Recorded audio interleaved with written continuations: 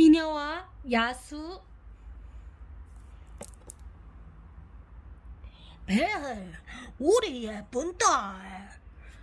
이름처럼 얼굴도 마음도 고운 내 막내딸. 이렇게 집안일을 하게 해서 미안하구나. 아버지가 힘이 쭉 빠진 목소리로 벨에게 말했어요. 벨은 노릇노릇 구운 빵을 꺼내며 싱긋 웃었어요. 아버지와 언니들이 맛있게 먹는 것을 생각하면 하나도 힘들지 않아요. 벨의 아버지는 원래 아주 부유한 상인이었어요.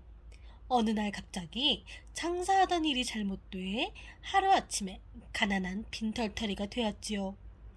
벨의 가족은 모두 시골로 내려와 살게 되었어요. 착하고 부지런한 벨은 집안일을 도맡아 했어요.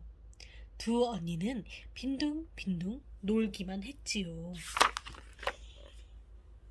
얘들아, 아주 기쁜 소식이 있단다.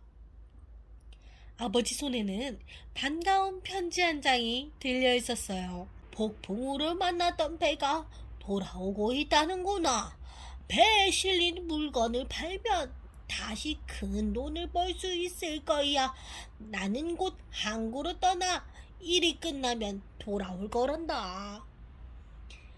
정말 잘 됐어요, 아버지. 오랜만에 아버지의 환한 얼굴을 보자 벨은 매우 기뻤어요.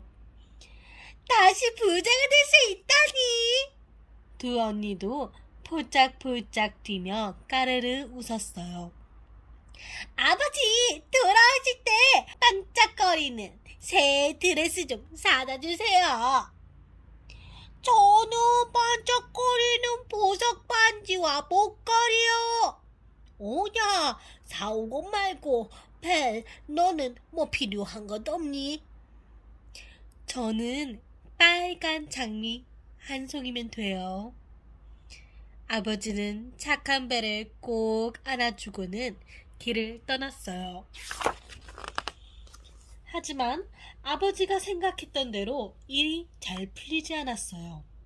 실망한 아버지는 어깨를 축 늘어뜨리고 터덜터덜 말을 타고 집으로 향했어요. 집으로 돌아가는 길에 거센 눈보라가 휑휑 몰아쳤어요. 깜깜한 밤 하얀 눈발에 앞이 보이지 않았어요. 결국 아버지는 숲에서 길을 잃고 말았지요. 그때 갑자기 말이 걸음을 멈추었어요. 저 멀리 반짝반짝 빛나는 불빛이 보였지요. 저기에 커다란 성에 있네. 누가 살고 있을까? 아버지는 부지런히 말을 몰아 성에 이르렀어요. 아버지는 조심스레 성 안으로 들어갔어요. 아무도 없나요? 큰 소리로 외쳐보았지만 아무런 대답도 들리지 않았어요. 벽난로에는 불이 활활 타오르고 식탁 위에는 따끈따끈한 음식이 차려져 있었어요. 맛있는 음식이 잔뜩 차려져 있네. 내가 좀 먹어봐도 되려나? 꼬르륵 꼬르륵 배가 몹시 고팠던 아버지는 식탁에 앉아 허겁지겁 음식을 먹었어요. 그런데 성 안을 돌아다니며 여기저기 구경하다가 침대가 놓인 방에 굴굴 잠이 들었어요. 햇빛이 쨍하게 비치는 아침이 되었어요. 잠에서 깬 아버지는 깜짝 놀랐어요. 누덕누덕 낡은 옷 대신 깨끗한 새 옷을 입고 있었거든요. 내가 언제 옷을 갈아입었지? 아버지는 고개를 갸우뚱갸우뚱 그리고 집으로 돌아가기 위해 밖으로 나왔어요. 이건 장미꽃 향기인데. 정원으로 내려온 아버지가 코를 벌름벌름. 정원에 향기로운 장미가 가득 피웠구나. 아참, 벨이 빨간 장미를 갖고 싶댔지. 아버지는 장미 한 송이를 툭 꺾었어요. 그때였어요. 감히 내 장미를 훔치다니! 손님으로 대접해주는 애를 어찌리 갚는 것이오! 어디선가 무시무시하게 생긴 야수가 튀어나와 뾰족뾰족 발톱을 세우고 으르렁댔어요. 아이고, 잘못했습니다. 막내딸이 장미 한 송이를 갖고 싶다고 해서 그만. 아버지의 말에 야수의 목소리가 조금 누그러졌어요. 딸이 있단 말이오. 딸들 중 한 명을 데려오면 목숨만은 살려주겠소. 그러나 딸이 스스로 오고 싶어서 와야 하오. 아버지는 딸을 야수에게 데리고 올 생각은 조금도 없었어요. 하지만 죽기 전에 딸들이 보고 싶어 서둘러 집으로 향했어요. 아버지는 무거운 마음으로 털레털레 집으로 돌아왔어요. 아버지의 이야기를 모두 듣자 언니들은 벨에게 말했어요. 벨! 이게 다 너 때문에 일어난 일이야! 그래, 네가 다 책임져! 그래요. 제가 장미를 갖고 싶다고 해서 일어난 일이니 제가 야수의 성으로 가겠어요. 아버지는 벨을 말렸지만 소용이 없었어요. 벨은 아버지와 함께 야수의 성으로 떠났어요. 어둑어둑 해가 질 무렵 벨과 아버지는 야수의 성에 도착했어요. 벨은 덜덜 떨리는 손으로 문을 열었어요. 성 안은 생각했던 것보다 무섭지도 어둡지도 않았어요. 오히려 포근하고 아늑했지요. 야수는 어디에 있을까? 식탁 위에는 고소하고 달콤한 냄새를 풍기는 음식들이 가득 차려져 있었어요. 살을 찌운 다음 나를 잡아먹으려고 하는 걸까? 마지막 식사일지도 모르니 맛있게 먹어야겠어. 벨은 저녁을 먹으며 깊은 생각에 빠졌어요. 저녁 식사가 끝나고 얼마 지나지 않자 갑자기 야수가 나타났어요. 야수의 모습은 벨이 생각했던 것보다 훨씬 더 무서웠어요. 야수는 우렁우렁한 목소리로 벨에게 물었어요. 당신 스스로 이곳에 온거요? 벨은 무서워서 벌벌 떨면서도 침착하게 대답했어요. 네, 그래요. 착한 아가씨로군. 영감은 내일 아침 일찍 이곳을 떠나시오. 야수는 방을 나가려다 뒤를 돌아보며 벨에게 말했어요. 그럼 피곤할 테니 잘 자요. 벨은 야수의 친절한 말에 마음이 놓였어요.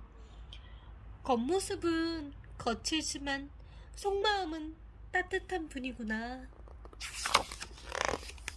그날 밤 벨의 꿈에 요정이 나타나 말했어요. 벨, 너의 착한 마음이 언젠가 너에게 축복으로 돌아올 거야.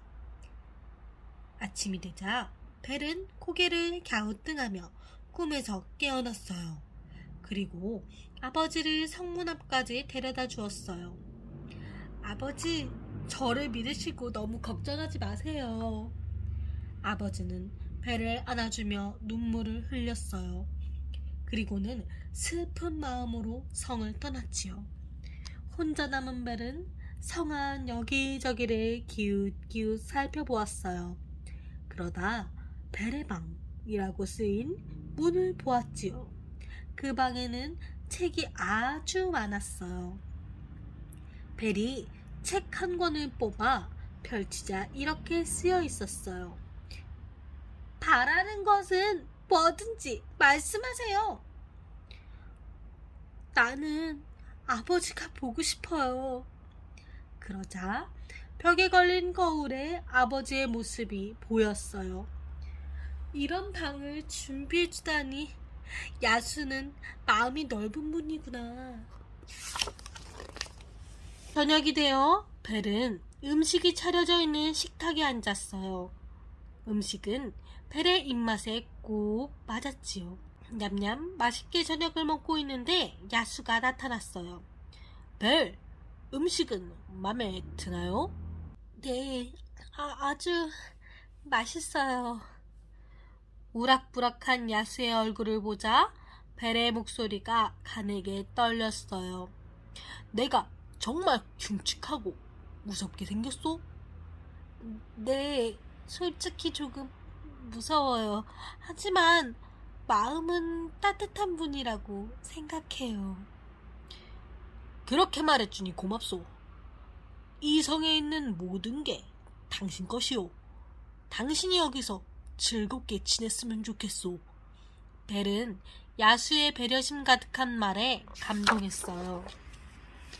야수는 벨에게 무척 다정했어요. 굳었던 벨의 얼굴에도 점차 미소가 피어났지요. 당신은 보이는 것과 다르게 좋은 분인 것 같아요. 그래도 나는 괴물일 뿐이라오. 세상에는 사람의 얼굴을 하고도 괴물의 마음을 가진 사람이 많아요. 하지만 당신은 반대지요. 야수는 망설이다 벨에게 말했어요. 벨, 나와 결혼해주겠소? 벨은 잠시 머뭇머뭇하다가 대답했어요. 당신이 좋은 분인 건 알지만 결혼을 할 수 없어요. 그 대신 오래오래 이곳에 머물게요. 야수는 크게 실망했지만 벨에게 여전히 친절했어요. 매일 저녁마다 벨의 방을 찾아와 도란도란 많은 이야기를 나누었어요. 벨은 야수가 점점 더 편안해졌어요. 어느 날 벨은 거울 속에서 야윈 아버지를 보고 야수에게 부탁했어요. 일주일만 집에 다녀오게 해주세요. 야수는 벨에게 반지 하나를 건넸어요. 돌아오고 싶을 때 잠자기 전에 이 반지를 침대 옆 탁자 위에 올려놓으시오. 만약 당신이 일주일 안에 돌아오지 않는다면 나는 더 이상 살아있지 않을 거요. 일주일 안에 꼭 돌아올게요. 벨은 야수에게 단단히 약속했어요. 뾰로롱, 정말 마법 같은 일이 일어났어요. 다음날 아침 벨은 아버지의 집에 와 있었지요. 벨, 다시는 널 못 보는 줄 알았다. 아버지는 벨을 끌어안고 한참 동안 눈물을 흘렸어요.